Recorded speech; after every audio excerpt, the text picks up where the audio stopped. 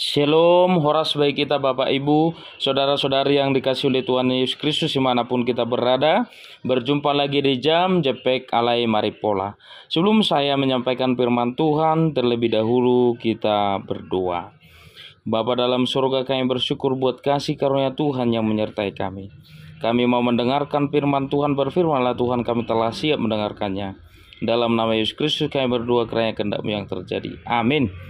Bapak Ibu saudara-saudari yang dikasihi oleh Tuhan Yesus Kristus, firman Tuhan yang ditetapkan untuk kita pada hari ini tertulis dalam Maleakhi pasal yang ketiga ayat yang ke-6. Demikian bunyi firman Tuhan. Bahwasanya aku Tuhan tidak berubah dan kamu Bani Yakub tidak akan lenyap. Demikian bunyi firman Tuhan. Bapak Ibu saudara-saudari yang dikasihi oleh Tuhan Yesus Kristus, kita mengetahui betapa besarnya kasih Tuhan itu terhadap manusia. Kasih Tuhan itu terhadap bangsa itu juga, bangsa Israel. Walaupun dengan apa yang mereka perbuat, dalam kitab Maleakhi ini diterangkan bahwa mereka melakukan pencemaran terhadap korban persembahan. Mereka juga melakukan perkawinan campuran, mereka berkhianat. Dan para imam juga melakukan pengajaran-pengajaran yang menyimpang dari ajaran daripada Tuhan itu sendiri. Tetapi Tuhan panjang sabar dan penuh belas kasihan.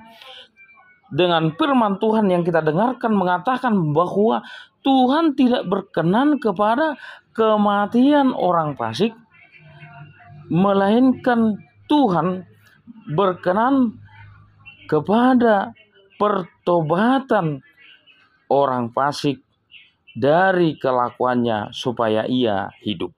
Itulah yang dikehendaki Tuhan. Dan itulah firman Tuhan pada saat ini, bahwasanya Tuhan tidak berubah. Tuhan itu tidak pernah berubah dari apa yang sudah dijanjikannya. Dengan kasih sayangnya, dengan apa yang sudah dikatakannya, dia tidak berubah. Tetapi Tuhan juga tidak lepas menghukum orang yang disayanginya, supaya mereka mengetahui bahwa perbuatan mereka itu adalah salah dan tidak benar. Oleh sebab itu dikatakan bahwa Tuhan itu tidak pernah berubah, dan kamu Bani Yakub, yaitu anak Yakub, tidak akan lenyap, yaitu bangsa Israel itu tidak akan dilenyapkan.